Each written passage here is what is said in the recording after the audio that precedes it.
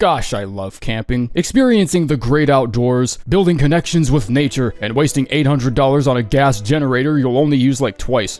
Has anyone else realized how stupid camping is now? Like, you're not even going outside anymore. You're just building a miniature home and like taking it somewhere. Well, here on the channel, we do everything in our power to chase the most genuine outdoors experience possible. And that includes some inconveniences you may run into during your expedition. So grab your rusty patented Wormface repellent and your foldable camping toilets, and let's get geared up for the quintessential grass-touching experience. I just went back and looked at this, and like the design actually gets more ridiculous the more I look at it. Where does it like go? Like there's nothing underneath it. It's just a toilet seat on a lawn chair. This thing costs $100. Why does it have a cup holder? Number 25, Flame Chariots. It legitimately brightens my day to run into one of these camps and have a team who actually knows how to attack targets separately. If the two chumps you're queued with has the combined brain power of a single 𝐃𝐄𝐒𝐂𝐑𝐈𝐿 Twitch chatter, then the game sense will come naturally to them. If they don't have that brain power, and this is especially true if you're the one already pinning everything, they will march straight to the exact chariot you are going after, proceed to start hitting it while you're in the critical animation, and then take massive damage when the chariot explodes. I don't have footage of this, but it's happened more than once, so I know at least a few of you guys have first-hand experience with the general intelligence level we're dealing with here. But unfortunately for the boss itself, this grading system has a curve, so I'm still considering it the easiest boss because you know exactly what's going to happen every single time you arrive at the camp. And even if you fuck up the jump once, you just, well, it's a chariot, so you just do it again until you get it. Number 24, the Perfumer. Practically a free meal with a side of chili fries. And that's a shame too, because poison camps almost never have a fucking thing. I guess if there's anyone still out there struggling with the gaping purple fuck mouth, the 7 of you will be delighted to know that poison is in fact his weakness, and you might be coming across a lot of Perfumer bosses in the near future. If so, rejoice, for the difficulty ceiling with these guys is so low that it doesn't even have anything to do with the actual boss, but rather the ads placed around the fighting space with strategic annoyance. The only thing that actually poses a threat to you is that triple burst Halo 3 battle rifle bullshit tap the page likes using, and as far as I know, only one of them can spawn inside the space, so once you dispatch his ass, the rest of it should be manageable. Oh, and I hope you didn't aggro a Miranda Blossom on your way up there, because if you did, you're gonna have to deal with that stanky ass Divine Pillars attack they like using. If you have the sudden death perk, then there's even a chance it'll proc as well, resulting in immediate death even against mini-bosses. There's a NASA-sponsored scientific study underway to properly measure the exact magnitude of balls I suck at playing Revenant, and I still didn't feel like I was in the slightest amount of danger, even with all the ads. That page will dunk on your shit quicker than any attack the Perfumer even has access to. Why isn't he the boss? Number 23, the Lordsworn Captain. The Lordsworn Captain is what happens when a Shardbearer gets his military funding cut so hard that he starts lining up the rank and file just to staple his arms to their forehead. A single 𝐷𝐿 Knight being turned into a boss is only slightly less demoralizing than everyone's favorite boss encounter, Soldier of Rick. Anything more threatening than a fresh box of Krispy Kreme donuts can take out this practical joke. He is so unwaveringly disinterested in avoiding damage that basic-ass level 1 Nightfarers can mulch him and his entire extended family downstairs without even needing to waste a flask. And of all the encampment bosses I can think of, he's left guarding some of the best rewards too. The chest behind him almost always drops a stone sword key, there are 3 treasure chests down in the basement, and there's also a rack of staves and a clue that reveals talisman locations. These encampments contain some seriously gigantic scores, so why was somebody's dad cosplaying as a 𝐷𝐿 Knight put in charge of guarding it? Number 22, the Abductor Virgin. I don't know what else to say. I arrived to the function with the utmost punctuality, and he's already in the middle of getting his ass kicked. Abductors are known for being extremely weak to damage, especially when forcing open their conveniently placed fridge-like doors and punching out their snake intestines for a while. The Abductor Virgin is the kind of easy that reminds me of Miyazaki talking about spirit ashes, saying some of them suck balls, but they're really cute and you'll love them anyways, or whatever the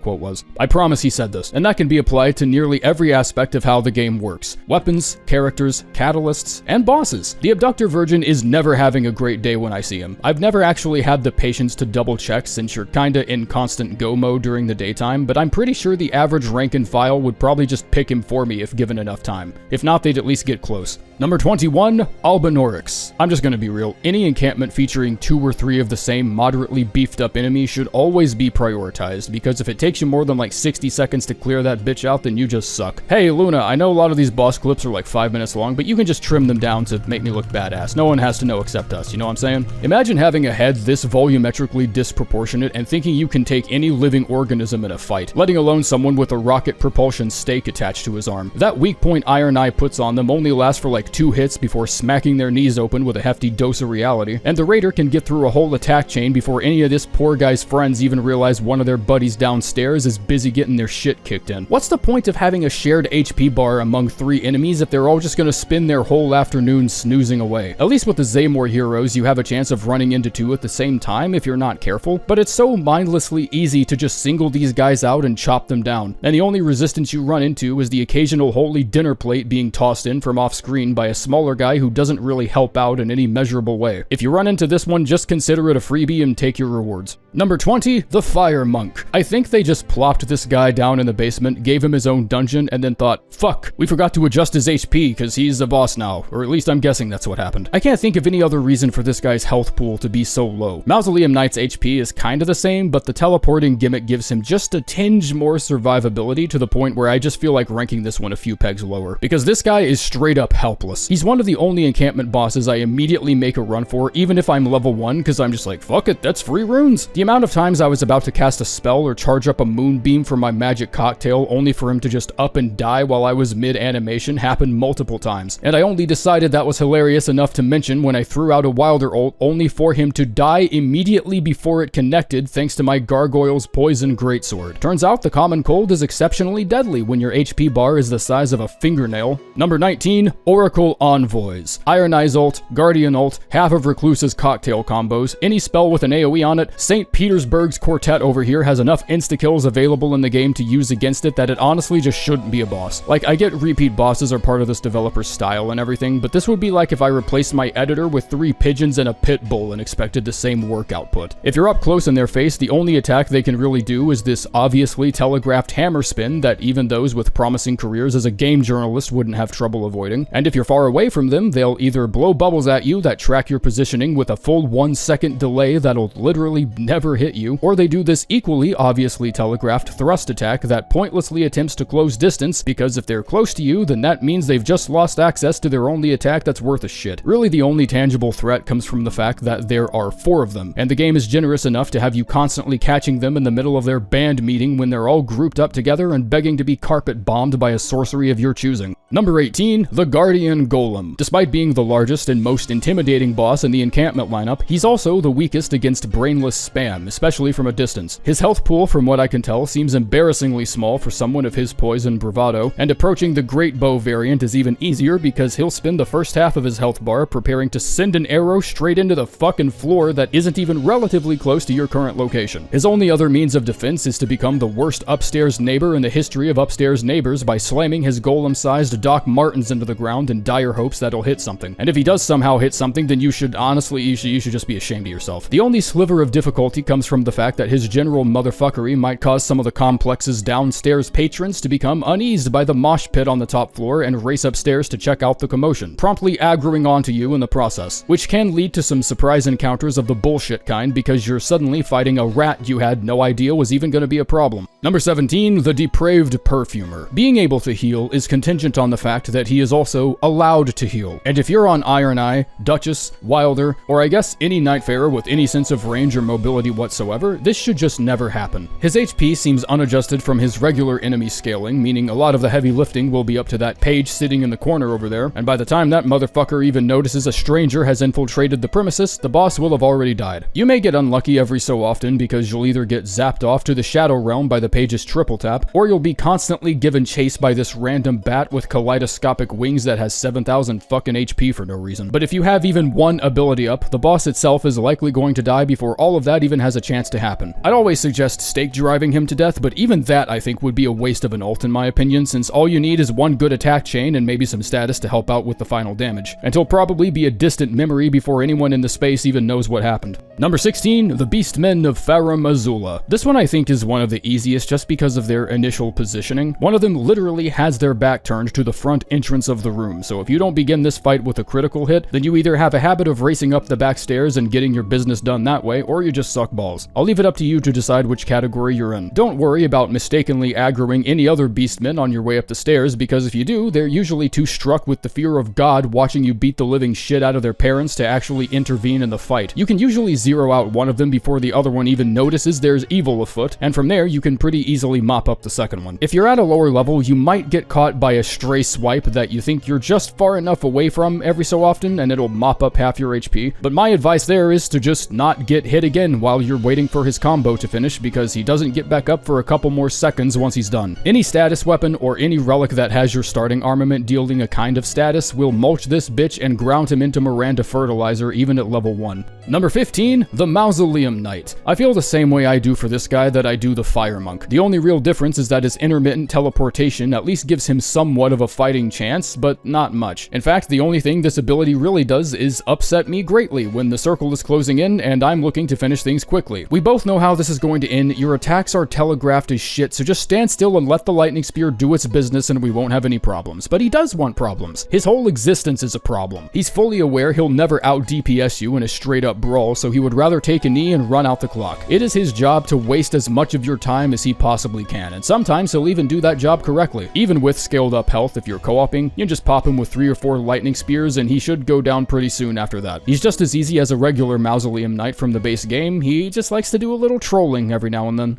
Number 14, the Crystalians. This one is hilarious to me because the first time I fought this boss, I completely wiped the floor with his blueberry Jolly Rancher looking ass as Raider, and then saw the boss HP hadn't been 100% depleted. It then took me a full 30 seconds to realize the motherfucker taking pop shots at me from what I would call a pretty inconveniently close range for him was actually the owner of said remainder of health. Now this is hilarious to me for 2 reasons. One, this is the only encampment boss in the game to my knowledge that doesn't build its fight around having multiples of the same enemy control-V'd into random parts of the room, but instead has the main boss enemy accompanied by a single lesser enemy. 2, this means I now get to call this the worst duo boss fight in FromSoft's history, or at least the most pointless. Absolutely the most pointless. Like, worst is subjective, obviously, but I don't think a single person is going to disagree with me when I say it just would have made more sense to have 2 slightly weaker Crystalians here instead. Like, what is the cutoff point here? One Crystallian by himself wasn't enough, but dropping in an extra sorcerer that gets 2-shot by any Nightfarer level 3 and above was just the right amount of pressure this needed? The Crystallian is probably pissed as hell. He just wishes you wouldn't have even bothered. Like summoning fucking AI helpers on my team just to make me think I'm doing a good job. What the fuck is this? Marvel Rivals? Number 13, the Albinauric Archers. I personally think it would have been funny as hell if you just dropped 2 archers without their wolves in the middle of the room so they couldn't move, but I'd wager wailing on them wouldn't be too ethically far away from a legitimate hate crime. The wolves are there for great reason, and that actually makes them surprisingly mobile, and those arrows really fucking hurt if you're a low enough level. Wolves are also fast as shit, and the reason why that's unfortunate for you is because if you aggroed any wolf on your blind charge up to the room of the hour, then they'll probably find a way up to you when you're trying to get some work done. Once you actually catch one of the slippery little shits, the boss fight basically kicks the hell out of itself, because the wolf I'm pretty sure could flinch against a moderately loud sneeze, and the hitboxes are fairly small, leading to your attacks overlapping and usually hitting both targets. So once the wolf is gone, the helmet-wearing frog attached to it shouldn't be far behind it. It's easy to get caught out of position here if you're not paying attention, but being ranged aggressors just means getting within striking distance of them is basically the same as just outright handing you the W.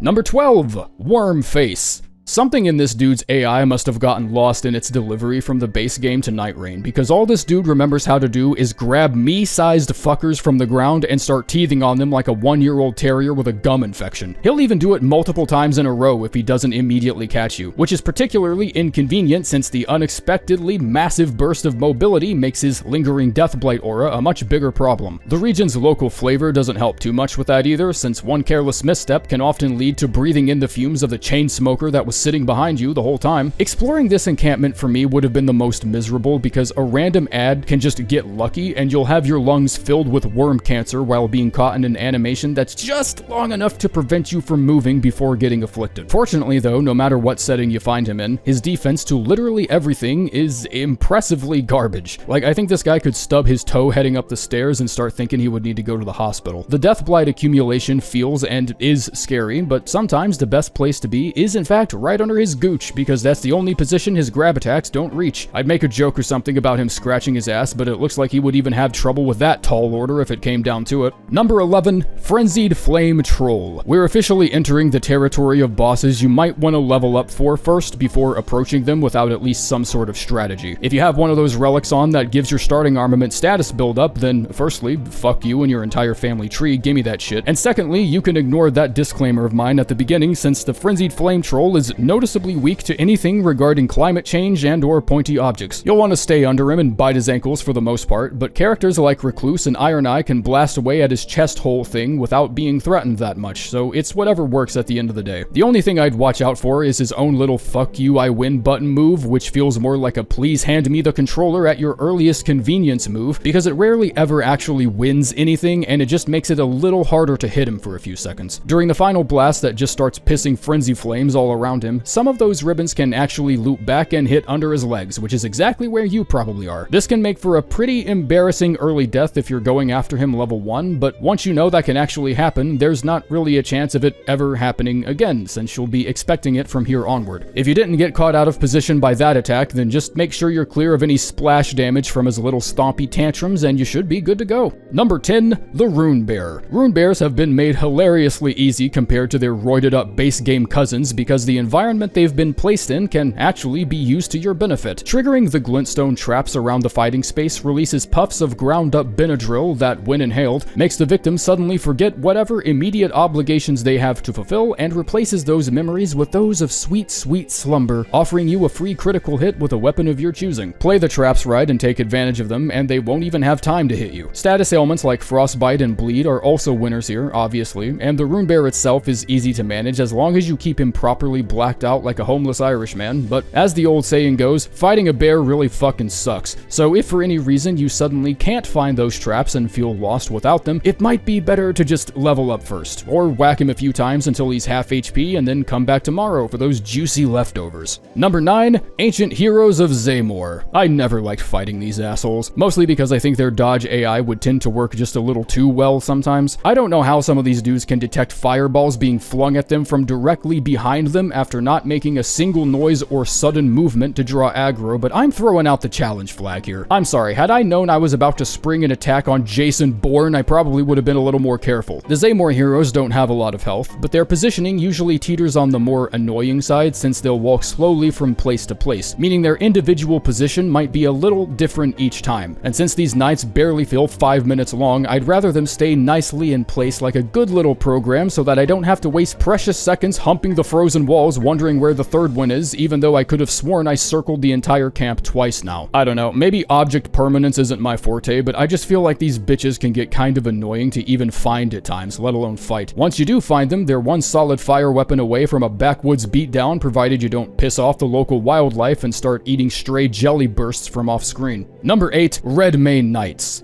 What in God's holy fuck are you doing all the way up there? I used to loathe fighting through this encampment, but as it turns out, all I needed was a few moments of honest introspection and for them to unfuck the jumping mechanics, and now it's barely an inconvenience. I prefer this encampment over its bitch brat royal army brother and the 9-foot-tall pumpkin head from hell because at least there's only 2 of them, and you can clear it extra easily if a spirit hawk just so happens to pass above one of them, leading to some particularly hilarious shenanigans. Ever since the Nightfarers figured out how jumping works, getting up to the Great Bow Knight isn't nearly the huge hassle it used to be, aside from the occasional strategically calculated haymaker attack waiting for you at the precise moment you climb to the top. Like, it's kind of insane how readable this moment makes me feel, even though the only real way to avoid it is to just hope his AI makes a different decision. Weak to fall damage though, so if you have rejection on one of those seals, then I would save it for precisely this moment. Number 7, the Leonine Misbegotten. Once again, boss itself isn't hard at all. If it weren't for all the unnecessary ads, I might actually consider it somewhat pleasant. But it's not pleasant. It's not pleasant constantly checking corners like a damsel in a fucking horror movie because I'm afraid a random misbegotten is gonna throw themselves at me from off screen and cleaver my tits off. On your way to the top of the incline, maybe just take out a few of the fodder along the way. You'll have a much better time if you do. It's not even a hard boss. It's just made increasingly annoying by the carefully curated gossip circle who stops at nothing to defend their man of the hour by charging at you with what I would say is aggressively misplaced confidence. It's the kind of chaos I imagine beekeepers deal with during their first day on the job before being told it's just something you get used to. But if you got lucky, or if you're a caster build, you probably have some bullshit AoE attack of your own you get to fling around that can just be sent straight down mid and right into the center of that circle, blowing apart their strategy and whatever sorority ritual they thought they were conducting so that the fight between you and the boss can be as it was meant to be. Private. Number 6, the Sanguine Noble. This dude is not hard at all, and honestly, the more I look at the final draft of this list here, the more I question his placement on the list, but I've died to this boss more times than most others that came before it just due to my own clumsiness and impatience. This lends only further credence to the sentiment that anything using bleed build-up in this game is a fucking cheater. Half my deaths from facing this boss didn't even come from the goddamn boss himself. It was usually just because I found myself in some weird positioning and ended up getting non-consensually exploded on by one of those 𝐃𝐿𝐿𝐂𝐂𝐑𝐈𝐏𝐿𝐿 corpses that spray red mist everywhere when they die.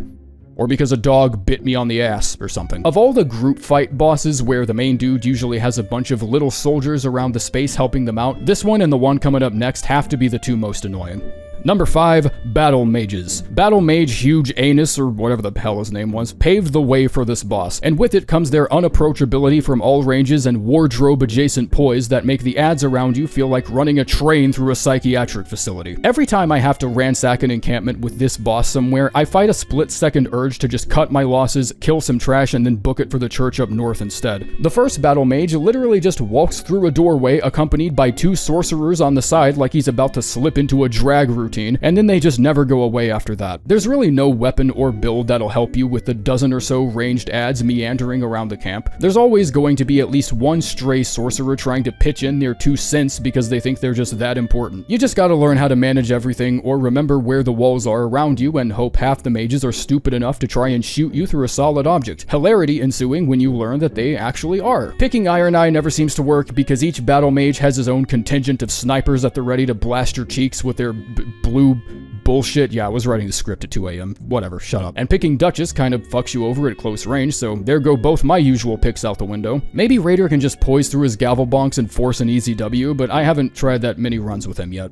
Or maybe I suck balls, and everyone who got mad at me telling them they sucked balls at the game 15 entries ago are now laughing at me. Number 4, Banished Knights. Finding the damn boss was the biggest issue I had in my first couple runs because I would always find the single knight first, kill it, and then just spend the next minute or so thinking the game was, like, stupid or something. Like, why are you still showing me the health bar of someone who I very obviously wiped my ass all over? Damn. Fucking broken ass press build piece of shit. And then I just carry on to the next camp, none the wiser. It wasn't until my 3rd or 4th run when I happened upon the remaining 2 knights having the most intense staring contest in Limveld's history, immediately leading into my very next thought, which was, I wonder how upset the other guy would be that he wasn't special enough to be chosen for the critical. One of these fuckers are getting backstabbed, there's absolutely no question. The game wants you to, and I know this because when they aren't aggroed onto you, they spend around the time it would take to read a Limveld history book from start to finish just to pull their swords out while still having their backs turned in the process. The difficulty with the rest of the fight will depend on how quickly you can take care of the knight you just stabbed so that you aren't preoccupied with both bastards at the same time. If you're preoccupied with both bastards at the same time, there's really no way to deal with that many attacks up front, except to just pick Duchess and spam dodge through everything until they think they're fighting a human-sized mosquito. Those great sword combos have to end eventually, right? Number 3, Royal Army Knights. Had it not been for the positively asinine amount of ads you have to deal with, the 3 𝐃𝐿𝐿𝐂𝐑𝐈𝐏𝐿𝐿 or here would be nothing more than a minor speed bump in your glorious expedition. But as it turns out, that mad pumpkin can really throw some hands when you ain't looking. Honestly, he might be the biggest bitch in the whole fight. I've shaved entire minutes off of what could have been a decently productive day just bobbing and weaving in between this dude trying to finish off the last night. And if you catch him on a really bad day, he just won't let you have it. If you're deep into night 2 and leveling isn't a problem for you, then yeah, the mad pumpkin usually goes down in like 3 or 4 good whacks with a greatsword. But if you're just starting and this is the closest camp it drops you in, taking this bitch down without any status to help you out can be a pretty miserable experience. And you absolutely should, by the way, because you want his ass out of the way as quickly as possible. This bellhead bitch will haunt every second of your decision to ignore him and tough through it. This guy's an attention whore and he will get his way if you don't zero him out as a first priority. Once you do that, you'll have to lock in for a minute or so, but you can deal with all 3 of these easily enough provided you've cleared your gaming space of all distractions and the Adderall hits particularly hard hard that day. Number 2, the Elder Lion. I would actually prefer him be in a field somewhere because at least I know for a fact I'm going to be fighting him alone. You don't get that privilege if you find him in a camp somewhere. He's either being helped out by a ragtag team of first ranks who are apparently getting paid so well by their military program that they just start pitching in without question, or he gets his own Banished Knight contingent as a constant disrespect to your personal space. In case it wasn't obvious beforehand, the theme of smaller, less threatening enemies being ever present in boss encounters is just a necessary evil you're gonna have to deal with most of the time. And there ain't no ad blocker that can solve this problem, you son of a bitch, so you gotta really get in there and wrestle with them if you want some private time. The aggro range on this guy is also, like, fucking insane for no reason. I could go on a religious pilgrimage to a country overseas, and anime Aslan over here would have followed me the whole way. At least in the basic camp encounter, his attacks occasionally connect with his friends trying to help him out, which is kind of funny when it happens, but it rarely ever helps in that instance because most people with unhindered decision-making skills see a lion with a blade on his arm fighting a fridge with 2 giant hammers and just think,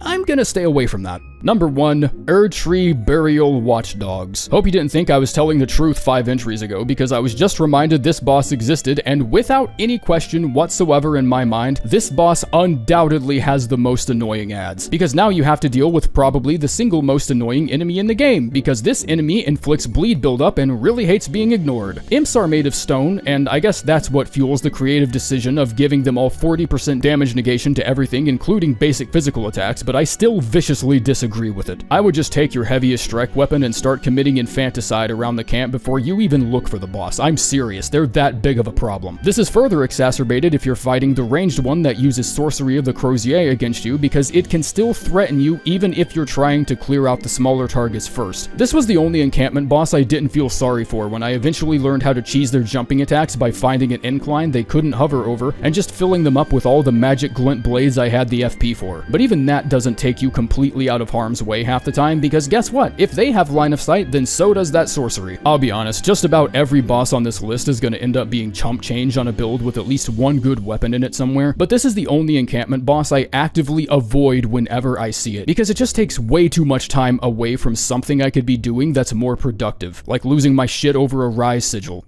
or clipping my fingernails, or playing another fucking game.